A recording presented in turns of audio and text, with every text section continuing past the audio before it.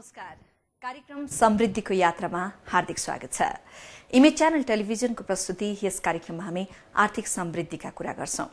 दर्शकबिन, अब देश आर्थिक समृद्धितर्फ अगाडि बढ्दैछ भनिरहँदाखेरि आर्थिक समृद्धि हुनका लागि चाहिने आवश्यक कुराहरू जस्तो सुशासनका कुराहरू आए, नेतृत्व वर्ग कुशल हुनु पर्यो र सँगसँगै भ्रष्टाचार नियन्त्रण हुनु पर्यो र अनि मात्र देशले आर्थिक समृद्धिको मुहार देख्न पाउँछ अथवा आर्थिक समृद्धिको बाटोमा अगाडि बढ्ने संकेतहरू देखा पर्छन्।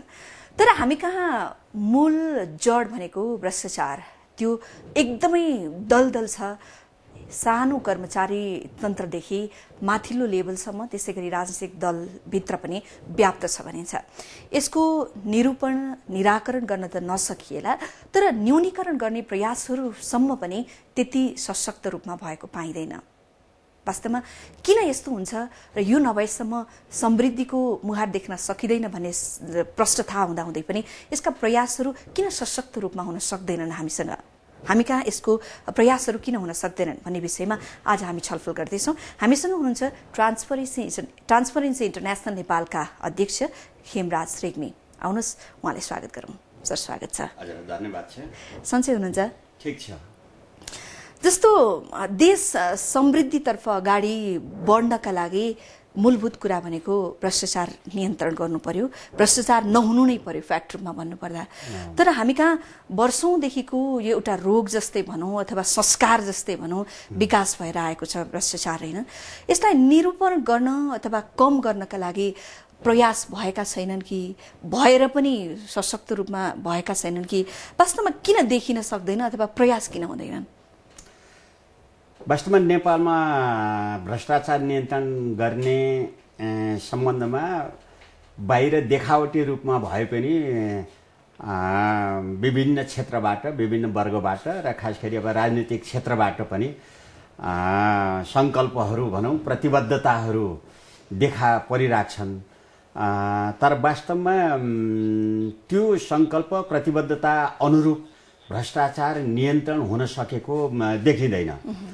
अब अहिले भनौँ न, ट्रान्सपरेन्सी इन्टरनेसनलले हालै प्रकाशित गरेको CPI भन्छ, करप्सन पर्सेप्सन इन्डेक्स, त्यो अनुसार पनि हाम्रो मुलुकको भ्रष्टाचारको स्थिति मा कुनै सुधार आउन सकेको देखिँदैन। कम भएन।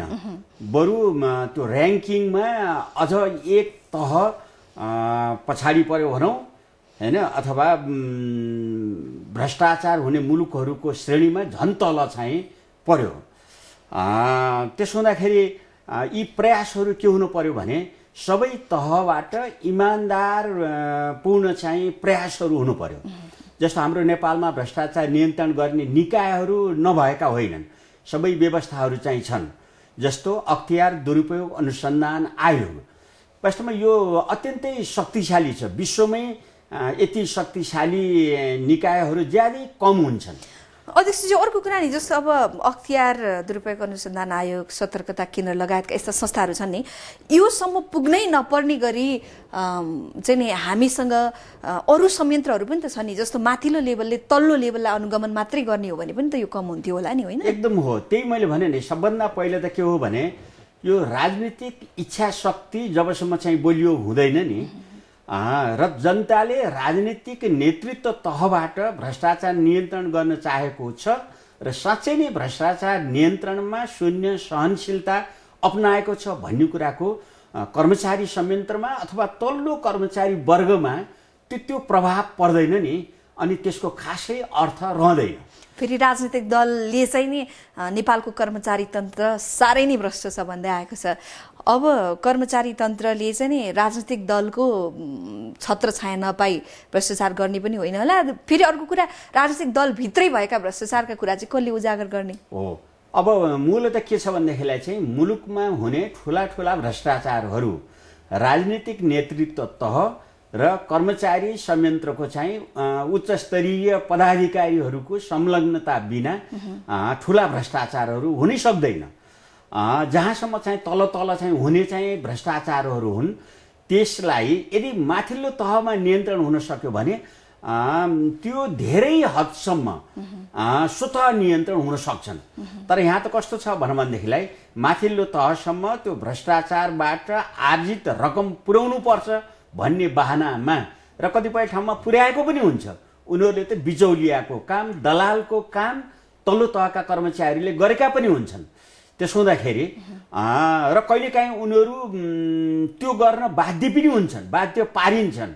किन भन्नु होला भने जस्तो माथि चाकडी पुर्याउन सकिएन, चाहे त्यो आर्थिक होस् चाहे भौतिक होस्, चाकडी पुर्याउन सकेन भने योग्य व्यक्ति, इमान्दार व्यक्ति उसको योग्यता अनुसारको राम्रो ठाउँमा सरुवा हुने, पदस्थापना हुने, काम गर्न पाउने वातावरण पनि हुँदैन।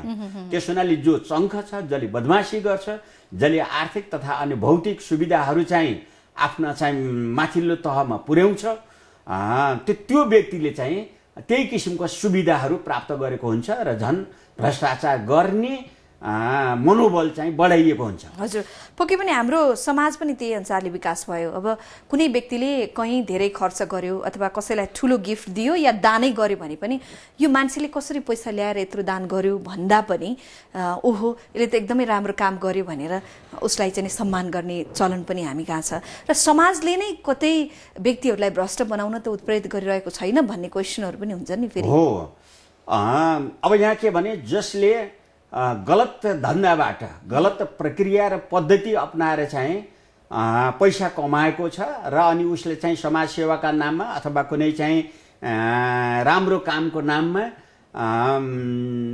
आर्थिक सहयोग दिएको हुन्छ अथवा कुनै चाहिँ निर्माण गरिदिया हुन्छ विद्यालय भवन अथवा खानेपानी इत्यादिहरू, अनि त्यसलाई चाहिँ यहाँले भने जस्तै त्यसको स्रोत के हो, कहाँबाट त्यसले ती पैसाहरू चाहिँ आर्जन गर्यो भन्ने कुरातिर चाहिँ लागिँदैन। अनि उसैलाई चाहिँ अब भनौँ न ठुलो पदमा आसीन चाहिँ पदाधिकारीहरू, राजनीतिज्ञहरू जाने, प्रशंसा गर्ने अनि हैन उसलाई स्याबासी दिने र समाजमा उसको एउटा चाहिँ प्रतिष्ठा बढाइदिने कामहरू भइराखेको छ। त्यस हुनाले यो गलत प्रवृत्तिहरू जबसम्म चाहिँ रोकिँदैन नि यी प्रक्रियाहरू, तबसम्म वास्तवमा चाहिँ भ्रष्टाचार नियन्त्रण गर्नलाई कर्मचारीहरूले मात्रै बदमासी गरे भनेर दोष लगाएर उम्कने जुन चाहिँ प्रवृत्तिहरू छन् त्यो गलत छ। अब म यहाँहरूलाई निवेदन गरौँ, जस्तो अहिले हाम्रो के छ भन्नु होला भने निर्वाचन पद्धति यति महँगो छ कि निर्वाचन आयोगले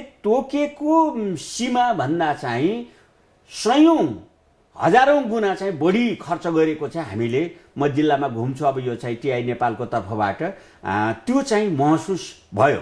अनि तिनीहरूले कहाँबाट त्यो रकम प्राप्त गर्छन् त भन्दाखेरि 2 नम्बरिया व्यक्तिहरूबाट, ठेकदारहरू अथवा बिचौलियाहरू, तस्करहरू र यहाँ चाहिँ सरकारलाई चाहिँ राजस्व नतिर्ने, राज्यको चाहिँ सम्पत्ति चाहिँ दोहन गर्ने त्यस्ता व्यक्तिहरूबाट चाहिँ ठुलो मात्रामा सहयोग लिन्छन् र पछि के गर्छन्, उनीहरूले जितेर आइसकेपछि उनीहरूकै त्यही कालो धन्दालाई, राज्य लुट्ने प्रवृत्तिलाई चाहिँ प्रोत्साहन, ढाकछोप र अनि ओत दिने भन्छ नि हैन, त्यो चाहिँ काम गरिरहेको चाहिँ देखिन्छ। अनि अब यो यत्रो नेतृत्व वर्गले नै संरक्षण गरिरहेछ कालो बजारियालाई हैन। अब जस्तो नेपालको पछिल्लो काण्ड हेर्ने हो भने नि सुन काण्ड भयो, व्हाइट बडी काण्ड भयो, यसमा नेतृत्व वर्गबाटै ढाकछोपको प्रयास नभएको भए सायद यी गुमनाम हुनुपर्ने स्थिति थिएन होला यी काण्डहरू। वास्तवमा हामीले भ्रष्टाचार नगर्ने अथवा निमित्यान्न गर्ने भनिरहँदाखेरि हामीसँग त्यो न्यूनीकरण गर्ने संयन्त्रहरू नै छैनन् कि त्यो अपनाउन प्रयास नगरेको कि के लाग्छ? यहाँ त एउटा प्रशासक पनि हो हैन। मैले भने नि यो कुरामा चाहिँ यदि राजनीतिक नेतृत्व तह चाहिँ इमान्दार हुने हो भने यो कम्तीमा 50% भ्रष्टाचार चाहिँ स्वतः नियन्त्रण हुन्छ। कुनै मन्त्रीले भनौँ आफ्नो विभाग अन्तर्गत चाहिँ म पनि भ्रष्टाचार गर्दिनँ, मलाई 4 पैसा तपाईँले कहीँ कतैबाट चाहिँ दिनु पर्दैन र तपाईहरु पनि भ्रष्टाचार नगर्नुस्, इमानदारीपूर्वक काम गर्नुस् भनेर अनि त्यसको अनुगमन गर्ने, फलोअप गर्ने हो भने 50% चाहिँ भ्रष्टाचार त्यतिकै न्यून हुन्छ। अब यहाँ के देखियो भन्नु होला भने म तपाईलाई एउटा निवेदन गरौँ, जस्तो सम्माननीय प्रधानमन्त्रीले चाहिँ भ्रष्टाचारमा शून्य सहनशीलता, म चाहिँ भ्रष्टाचारको गन्ध पनि मन पराउन्न इत्यादि इत्यादि भन्नुभएको छ। वास्तवमा यसलाई हामीले सुखद रूपै ल्याएका छौँ, तर त्यसको कार्यान्वयन पक्ष जनताले विश्वास गर्ने गरी भएको छ कि छैन भन्ने कुरामा त्यो जनताले त्यसलाई महसुस गर्नुपर्छ। जस्तै यहाँलाई म निवेदन गरौँ, अब वाइड बडी काण्डमा लेखा समितिले हैन सबभन्दा पहिला त महालेखा परीक्षकले यहाँ चाहिँ अनियमितता भएको छ भनेर औल्यायो। त्यसपछि लेखा समितिले जाँचबुझ गर्यो, यसमा चाहिँ 4 अरब 35 करोड रुपियाँ चाहिँ हिनामिना भएको छ भन्यो। त्यो भनेर त्यो प्रतिवेदन बुझाउन नपाउँदै सरकारको तर्फबाट त्यो सञ्चार मन्त्रीले ढाकछोप गर्ने पत्रकार सम्मेलन मार्फत नै भन्नुभयो नि सञ्चार मन्त्रीले ढाकछोप गर्ने उद्देश्यले एउटा तथाकथित चाहिँ जाँचबुझ समिति चाहिँ गठन गर्नुभयो भन्नाले त्यसलाई चाहिँ छायामा पारिँदै सुकाउने। हालाकि त्यसले काम गर्न सकेन। अनि पछि चाहिँ दुर्भाग्यवश चाहिँ भनौँ अब तत्कालीन मन्त्रीज्यू हैन वाइड बडीसँग चाहिँ जोडिएको उहाँको चाहिँ देहावसान भयो। हाम्रो चाहिँ उहाँप्रति सहानुभूति मतलब श्रद्धाञ्जली छ। तर प्रधानमन्त्रीले के भन्नुभयो भनेदेखिलाई चाहिँ जबकि लेखा समितिले भन्दैछ यसमा राजनीतिक नेतृत्व तहको संलग्नता छ भनेर भन्दै पनि उहाँले होइन फलानु चाहिँ मन्त्रीज्यू चाहिँ यसमा निर्दोष हुनुहुन्छ, उहाँले केही गर्नुभएको छैन भन्ने भयो। यो हुँदाखेरि के भयो भने त्यो चाहिँ छानबिनको अन्तिम निष्कर्ष ननिस्कदै राजनीतिक नेतृत्वले त्यसमा चाहिँ ढाकछोप गर्ने, त्यसलाई चाहिँ बाहिर आउन नदिने गर्दाखेरि के हुने भयो भने राजनीतिक नेतृत्व तहबाट गरिने भ्रष्टाचार चाहिँ माफी मिनामा पर्ने, त्यो भ्रष्टाचार नठहरिने, अनि कर्मचारीहरू अथवा तल्लो तहकाले गरेको मात्रै भ्रष्टाचार ठहरिने जबसम्म यो प्रवृत्ति हुन्छ नि, अनि त्यहाँबाट जतिसुकै ठुलो प्रतिबद्धता नारा दिए पनि मान्छेले विश्वास गर्दैनन्। जस्तो म हालैको कुरा गर्न यहाँ चाहन्छु, जस्तो बालुवाटार जग्गा काण्डमा हैन त्यहाँ चाहिँ राजनीतिक तहका एकजना ठुला नेताजीको पनि नाम मुछिएर आयो। त्यो आउन साथ सम्बन्धित पार्टीका मन्त्रीजीले के भन्नुभयो त भने फलानु मन्त्रीजी त ठगिनु हो, के अरे फलानु व्यक्ति त ठगिनु भएको हो हैन, उहाँलाई कारबाही हुनु हुँदैन, उहाँलाई त अझ चाहिँ क्षतिपूर्ति दिनुपर्छ भनेर ढाकछोप गरिहाल्नु भयो। यदि उहाँको कुनै त्रुटि छैन, भोलि अनुसन्धानबाट देखिएन भने उहाँले सफाइ पाउनुपर्छ, कोही मान्छे पर्नै पर्छ भन्यो। तर राजनीतिक नेतृत्व तहको चाहिँ मनोवृत्ति के देखियो भनेदेखिलाई राजनीतिक तहलाई जोगाउने र अरू कर्मचारीहरूलाई मात्र कारबाही गरेर अनि त्यसपछि हामी भ्रष्टाचार नियन्त्रण गर्दैछौँ भनेर देखाउने जुन यो पानी माथिको उभानो हुने प्रवृत्ति देखियो नि, यसले यो चाहिँ जतिसुकै ठुला काण्डहरूमाथि शोध खोज या त्यहाँ गरेर पनि भ्रष्टाचार नियन्त्रण हुन सक्दैन। जहाँसम्म तपाईँले भन्नुभयो निकायहरूका कुराहरू चाहिँ छन्, अहिले अख्तियार दुरुपयोग अनुसन्धान आयोगले वास्तवमा चाहिँ अलिकति आफ्नो गति बढाएको पनि छ र भ्रष्टाचार नियन्त्रणमा काम गरेको छ भन्ने खालको मान्छेमा अनुभव गराएको छ। तर यदि उसले पनि ठुल्ठुला राजनीतिक व्यक्तिहरूमाथि कारबाही चलाउन सकेन भने यो पनि एउटा चाहिँ बाहिर देखाउनलाई मात्रै हो भन्ने खालको जनतालाई पर्न सक्ने हुन्छ। त्यो त अब विगतका केही घटनाहरूले त लक्षण त्यस्तै देखाइसकेको थियो। खैर यो सुधारिएर भर्खरै चाहिँ आएको छ र ठुला माछा भनौँ न, अब लिडरसिपकै भाषामा भन्ने हो भने ठुला माछातर्फ पनि ढल्किएको छ र जनतालाई केही आशा पनि पलाएको छ अख्तियारप्रति होइन। अर्को कुरा नि अध्यक्ष, जस्तो अब यहाँले चाहिँ प्रशासकको रूपमा पनि काम गर्दाखेरि त मन्त्रीदेखि लिएर सर्वसाधारण जनतासम्म चाहिँ टच हुने यहाँको त्यो एउटा माध्यम बन्यो नि, पुल जस्तो हुनुभयो नि। वास्तवमा कस्तो कस्तो खालको भ्रष्टाचार चाहिँ हुँदो रहेछ त्यो समयमा त देख्नुभयो, भोग्नुभयो होला। त्यही समयमा बोल्न नसके पनि पछाडि त यहाँले बारम्बार यस्तो यस्तो प्रकारले भ्रष्टाचार भयो भनेर त भन्दै आउनु भएको छ नि, कस्तो कस्तो सम्मको भ्रष्टाचार देख्नु? यस्तो हुन्छ, उनीहरू के हुन्छन् भने जस्तो खास गरी चाहिँ ठेक्का पट्टामा बढी चाहिँ उनीहरूले चासो राख्ने हुन्छ। यतिसम्म कि अब मै हुँदाखेरि पनि अब मन्त्रीजीहरूले चाहिँ ठेक्का पट्टाका जुन ठेकदारहरू छन् उनलाई मन्त्रालयमा बोलाएर बार्गेनिङ गर्ने धम्की दिने, यति प्रतिशत दिन्छस् भनेदेखिलाई होइन तेरो चाहिँ ठेक्कापट्टा स्वीकृत हुन्छ नत्र हुन्न भन्ने। जबकि त्यसको चाहिँ कानुनी प्रक्रियाहरू सचिव तहबाटै टुङ्गिने अथवा विभागीय प्रमुखबाटै टुङ्गिने हुन्छ। त्यस हुनाले अहिले चाहिँ सम्म पनि के प्रक्रिया छ भने ठेक्कापट्टाहरू वास्तवमा सचिव तहबाट विभागीय प्रमुख तहबाट चाहिँ टुङ्गिन्छन्, तर उनीहरूले टुङ्ग्याउनै दिँदैनन्। त्यो मन्त्रीले जबसम्म चाहिँ त्यहाँका बिचौलियाहरू मार्फत उसले चाहिँ त्यसको अंश प्राप्त गर्दैन तबसम्म चाहिँ त्यो सचिवले विभागीय प्रमुखले ठेक्का पट्टा स्वीकृत गर्न चाहिँ सक्दैन। त्यो गर्नासाथ के हुन्छ भने ती सचिवहरू विभागीय प्रमुखहरू देन एन्ड देयर त्यहाँबाट चाहिँ सरुवा हुन्छन्। म तपाईँलाई एउटा चाहिँ कुरा भन्न चाहन्छु, जस्तो सचिवहरू महिना दिन नपुग्दै 15-15 दिनमा पनि सरुवा भएको देखिएको छ र उनीहरूको चाहिँ आक्षेप के हुन्छ भने सचिवजीले मलाई चाहिँ सरुवा सहयोग गर्नु भएन, त्यस हुनाले सरुवा गर्नु पर्यो अथवा सरुवा हुनु भएको हो भन्यो। सहयोग भनेको के हो? यदि राष्ट्र निर्माणका कुराहरू हुन्, सुशासनका कुराहरू हुन्, जनतालाई चाहिँ सुविधा पुग्ने कुराहरू हुन् भने कुनै पनि विभागीय प्रमुख, कुनै पनि सचिवले मन्त्रीलाई सहयोग नगर्नु भन्ने कुरो हुँदैन। यहाँ सहयोगको अर्थ के हो भने उहाँहरूले गलत काम गर्दै हुनुहुन्छ, त्यो गलत कामलाई चाहिँ जसले चाहिँ सहयोग गर्दैन उनीहरूले चाहिँ असहयोग गरेको ठहर्छ। फेरि यो कुरा त पदमा हुन्जेल त बाहिर आउँदैन। जब प्रशासकहरू पनि जागिरबाट रिटायर हुन्छन् अथवा कामबाट बाहिरिएपछि मात्रै यस्ता कुराहरू गर्नुहुन्छ। पदमा रहँदाखेरि यस्तो गरिरहेछ यसले, यही कारणले चाहिँ हामीले काम गर्न सकिरहेको छैनौँ भनेर किन भन्न सक्छ? होइन, यस्तो हो। अब सबै एकै खालका हुँदैन। मलाई सोध्नुहुन्छ त मैले 2 वर्ष सचिवको पदावधि हुँदाहुँदै राजीनामा दिएर चाहिँ हिँडे हो, होइन? यस्तै अरू पनि छन् जसले चाहिँ एउटा चाहिँ गलत प्रवृत्तिलाई चाहिँ प्रोत्साहन दिन चाहिँ प्रेसर गरियो, त्यो कुरो चाहिँ स्वीकार नगर्दाखेरि होइन निस्कनु पर्ने स्थितिहरू पनि चाहिँ छन्। कोही के छन् सरुवा भएका छन् अनि मानिसहरू सामान्यतया के चाहन्छन् भनेदेखिलाई चाहिँ हप्ता दिनमा महिना दिनमा सरुवा भइसकेपछि यो सचिवै ठिक रहन्छ कि, किनभने कुनै पनि मन्त्रीले मन पराउँदैन भन्ने चाहिँ पर्छ भनेर उसले त्यो अबगालबाट जोगिनलाई पनि अनि तत्काल चाहिँ नभन्ने अनि गलत काममा पनि बरु चाहिँ आँखा चिम्लिदिने, आफूले नगर्ने तर चाहिँ आँखा चिम्लिदिने यस्तो प्रवृत्ति चाहिँ हुन्छ। त्यस हुनाले कतिपयले भन्छन् पनि होइन।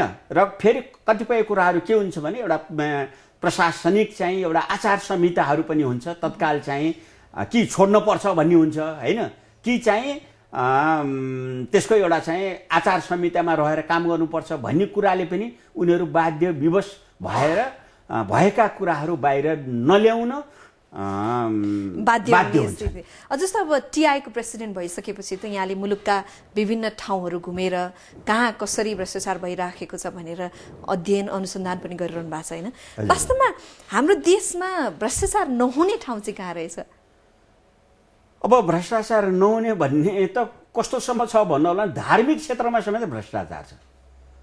कुनै चाहिँ निर्माण गर्नु पर्यो भनेर पुराणहरू लगाए होइन, सप्ताह यज्ञहरू लगाउँछन्, त्यहाँ पैसा उठाउने अनि त्यहाँ पनि बिचौलियाहरूले चाहिँ पैसा खाने गरेका छन्। केही समय पहिला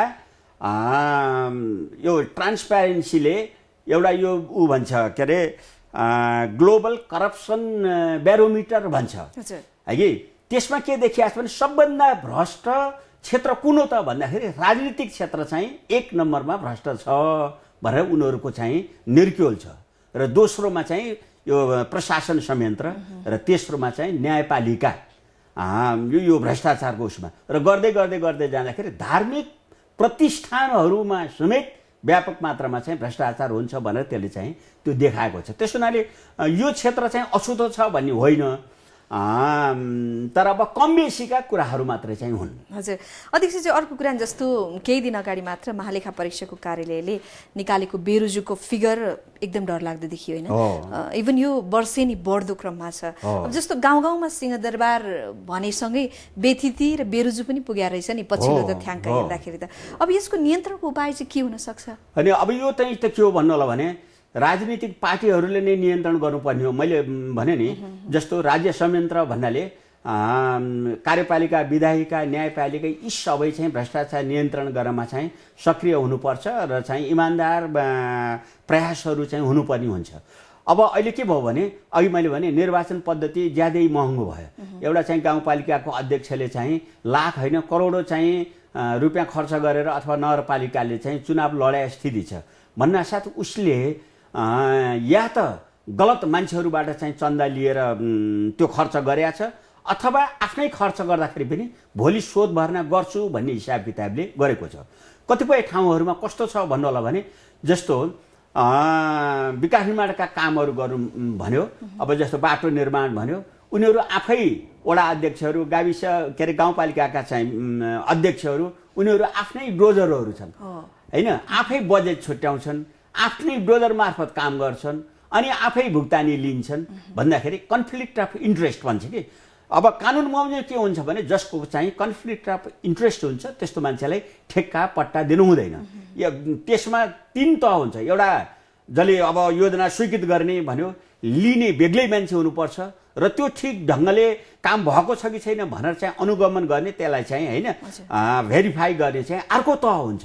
तर यहाँ त सबै एउटै भयो भनेपछि त्यहाँ चाहिँ भ्रष्टाचार हुने म्याक्सिमम सम्भावना भयो। र त्यति मात्रै होइन, अहिले चाहिँ अब म त धेरै जिल्लाहरूमा घुमेँ, धेरै मानिसहरूको विचारहरू पनि लिइराखेको छु। अहिले राजनीतिक कार्यकर्ताहरूले अब हाम्रो सरकार आयो, गाउँ गाउँमा सरकार आयो, त्यसो हुनाले अब ठुलो धन राशि पनि गएको छ। त्यसो हुनाले हरेक कार्यकर्ताहरू बिचौलियाको रूपमा प्रस्तुत भएका छन्। उनीहरूले कसैलाई काम दिलाइदिए बापत चाहिँ कमिसन लिने अनि पदाधिकारीहरूसँग झगडै गर्ने। म अस्ति भैरवा जाँदाखेरि एउटा होटलमा बसेँ, वडा अध्यक्ष हुनुहुँदो रहेछ। म त सकिनँ, म अब चाहिँ अर्को पटक चुनाव पनि जित्दिनँ, किनभने एउटा आउँछ मेरो क्लबलाई यति दे, अर्को आउँछ मेरो यो बाटोलाई, त्यो बाटो बन्ने पनि होइन, खालि त्यो बाटोको नाममा एउटा चाहिँ त्यो के भन्छ उपभोक्ता समिति गठन गर्ने, अलिअलि खत्रखुत्रो पार्ने अनि पैसा खाने, यस्तो प्रवृत्ति यति बढ्यो कि अब चाहिँ यो कुरो हुँदैन। इन्जिनियरले पास गर्नुपर्छ होइन, कार्यक्रममा पर्नुपर्छ, कानुन बमोजिम चाहिँ मात्र दिन्छु भनेर मैले अडान लिँदाखेरि मेरा साथीभाइहरू चाहिँ सब टाढिन थाले। अर्को पटक चुनाव जित्ने सम्भावना पनि छैन सर भनेर त वडा अध्यक्ष होटलवाला हो चाहिँ है कि। त्यसो हुँदाखेरि यो चाहिँ कार्यकर्ताहरू अहिले चाहिँ पूर्ण अधिकांश भनौँ न, सबै अब भन्न त भएन, तर चाहिँ बिचौलियाको रूपमा प्रस्तुत हुने र चाहिँ पैसा कमाउनेतिर चाहिँ लाग्ने। अब यो कसले नियन्त्रण गर्ने त भनौँ भन्दाखेरि सम्बन्धित पार्टी प्रमुखहरूले गर्नु पर्यो, सरकारले गर्नु पर्यो। यस्तो गलत प्रवृत्ति हुन दिनु हुँदैन। सबै कुराहरू कानुन बमोजिम मात्रै गर भनेर स्पष्ट निर्देशन दिनु पर्यो। हामी कहाँ यसरी स्ट्रिक्टली कानुन आएर चाहिँ भ्रष्टाचार न्यूनीकरण गर्न सम्भव छ यही नेतृत्वबाट? होइन, यस्तो मैले भने नि, जहिलेसम्म यो राजनीतिक नेतृत्व तह म यो गर्छु भनेर मुखले मात्र भनेर हुँदैन, त्यो चाहिँ कार्यान्वयनमा देखिनु पर्यो। जस्तो अहिले मैले भने नि म शून्य सहनशीलता अपनाउँछु भनेर भन्ने, तर राजनीतिक तहबाट भएका भ्रष्टाचारलाई चाहिँ होइन ढाकछोप गर्न खोज्ने नेतृत्व तहबाट भयो भने अनि कसैले पनि विश्वास गर्दैन कि म चाहिँ भोलि मानिएको चाहिँ संरक्षण लिउँला अथवा मन्त्रीको लिउँला भनेर मान्छेले भ्रष्टाचार गर्ने कुराहरू हुन्छ। कर्मचारीमा पनि त्यही हो।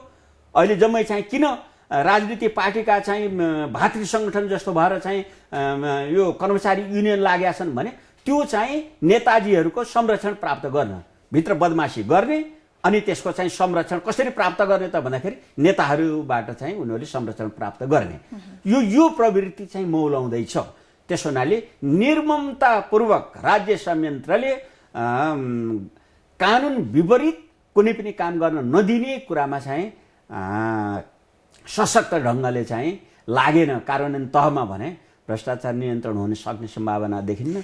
जस्तो भनौँ न, अब महालेखा परीक्षकको चाहिँ जुन प्रतिवेदन आछ वास्तवमा यो भयावह छ। प्रत्येक साल चाहिँ बेरोजगारीका चाहिँ होइन बढ्दो छ। त्यसले चाहिँ मुलुकको आर्थिक प्रगति हुँदैन, समृद्धि हुँदैन। हामी नारा त समृद्धिको दिएका छौँ। समृद्धि हुनलाई तपाईँले सुरुमै भन्नुभयो सुशासन चाहिन्छ, भ्रष्टाचार होइन रहित समाज सिर्जना गर्नुपर्ने हुन्छ। जस्तै भनौँ न, अहिले मैले यो भूकम्प पीडित चाहिँ जिल्लाहरूको पनि हेरेर आएँ है कि। पहिला त के थियो भने राजनीतिक तह कर्मचारी तहबाट मात्रै भ्रष्टाचार हुन्छ भन्ने थियो, तर अहिले त्यो निर्माणमा चाहिँ सम्पूर्ण समाजलाई नै भ्रष्टीकरण बनाउने दिशातिर लगिया छ। एउटा सानो चाहिँ 8x8 8x10 को चाहिँ एउटा घर बनाएको छ, त्यसले 50-60 हजारमा त्यो घर निर्माण गर्छ, बढीमा 1 लाखमा गर्छ अनि 2 लाख रुपियाँ उसले चाहिँ त्यहाँबाट कमिसन लिन्छ। भनेपछि के भयो, सारा समाज भ्रष्टीकरणतर्फ चाहिँ उन्मुख गराउँदैछौँ हामीले है कि। जबकि त्यो कोठामा चाहिँ मान्छे बस्न लायकै छैन। एउटा परिवार चाहिँ एउटा घर भनेपछि त एउटा परिवार 4-5 जनाको हुनु पर्यो नि होइन। तर त्यहाँ भेडा बाख्राहरू चाहिँ राखिया छ, दाउराहरू अरू लत्ता कपडा राख्ने चाहिँ कोठा भएको छ, त्यो घर भएको छैन। गाउँ गाउँमा भ्रष्टाचार भन्नाले के भयो भने होइन, मैले भने नि हिजो राजनीतिक तह नेतृत्व तह र चाहिँ कर्मचारी तहमा मात्रै भ्रष्टाचार हुन्थ्यो। अहिले के भयो भने सारा हामीले समाजलाई पनि भ्रष्टाचारी हुन चाहिँ उत्प्रेरित गर्यौँ। त्यो कसले सिकायो त? त्यो कसले सिका कहाँबाट भयो भनेको हाम्रा तथाकथित योजनाविदहरू यतिसम्म पनि चाहिँ विचार गर्न सक्दैन। घर भन्नाले कति चाहिन्छ त्यसलाई? न्यूनतम एउटा चाहिँ होइन 2टा कोठा त चाहिएन, एउटा पाहुना पनि आउला, उसका चाहिँ छोराछोरी एकातिर, बुढाबुढी एकातिर, बाबुआमा पनि हुन्छन् अझ चाहिँ भने त्यसलाई न्यूनतम आवश्यकता के हो भनेर योजना दिन नसक्ने योजनाविदहरू, अनि त्यहाँबाट हामी यति घर बनायौँ, यति प्रतिशत चाहिँ हामीले प्रगति गऱ्यौँ भनेर चाहिँ पेपरमा चाहिँ दिने, तर त्यसको वास्तविक प्रयोग चाहिँ भयो कि भएन भन्ने कुराहरू। हजुर, यस्ता कुराले त साँच्चै अब प्रधानमन्त्रीले भन्दै हुनुहुन्छ समृद्ध नेपाल सुखी नेपाली, यो लक्ष्य त भेट्न त सम्भव रहेन रहेछ। हो किन? जस्तो म अस्ति मात्रै ओखलढुङ्गा पुगेँ। यो ओखलढुङ्गा जाने बाटो चाहिँ छ नि, यो त्यहाँ 4वटा पुल, अरू बाटो सबै राम्रो छ, पिच पनि भएको छ सबै, 4वटा पुलहरू 10 वर्षदेखि बनिएको छैन होइन। अब राज्य चाहिँ त्यो काना तेल हालेर बसिएको छ, पुल किन बनेन?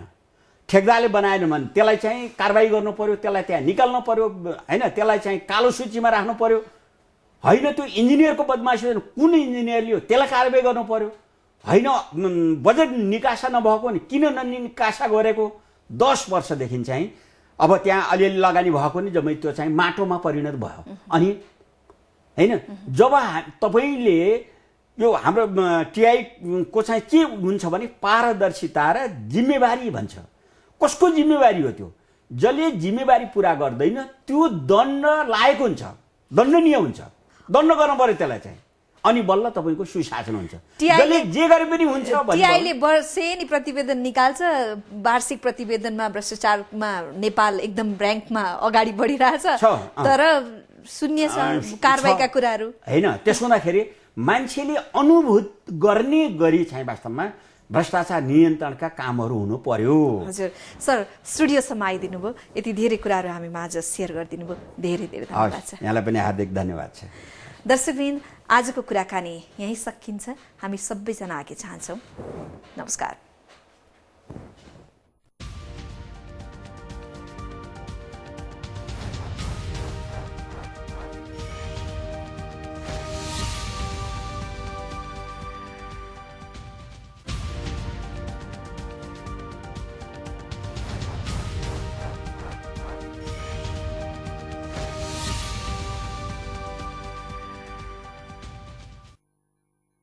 यसपछिको कार्यक्रम विश्व विविध आगामी